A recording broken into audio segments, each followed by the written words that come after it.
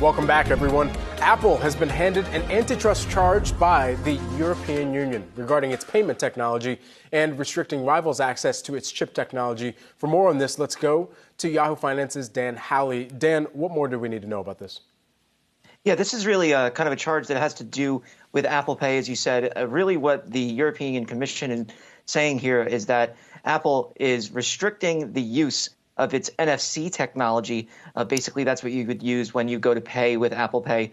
You tap, a payment kiosk or maybe someone else's device using a service like Square, and that allows you to make payments. Now, the European Commission says that Apple is benefiting because it refuses to allow other operators the same kind of access to NFC technology that it needs or that they would need to make payments on using iPhones. And so that's where this comes from. And, it's been an issue that other companies have brought up before. And we could see these kind of, regulators around the world now taking charge against Apple specifically for the way it handles or works around its marketplace, especially in iOS. We've talked about how there's regulations coming into effect in the EU, some that are being looked at in the US and other countries around the world with regards to the App Store and Apple's control of it and the company's ability to restrict what kind of apps are available, how people make payments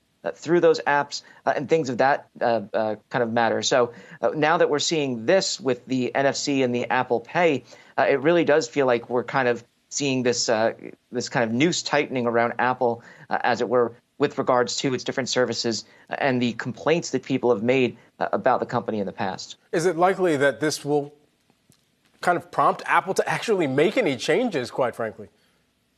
Probably not. Unless they're forced to legally, they probably won't make any changes. And we've seen that, right, with the App Store as well, where, they've been prodded and pushed by regulators or by third parties to say, look, we want this to change. We want to be able to make payments through our own means in the App Store. We don't want to have to pay an Apple tax, that 30%, 15% commission that Apple collects on the sale of apps. And so they haven't done that unless there's instances where they're being forced to. So I don't expect something like this to change either, and for Apple to kind of stay the course unless there is some kind of pushback from regulators or lawmakers or some kind of new legislation that comes forward that says, look, you cannot do this anymore and you have to change. Otherwise, we're going to start fining you a hefty amount of money.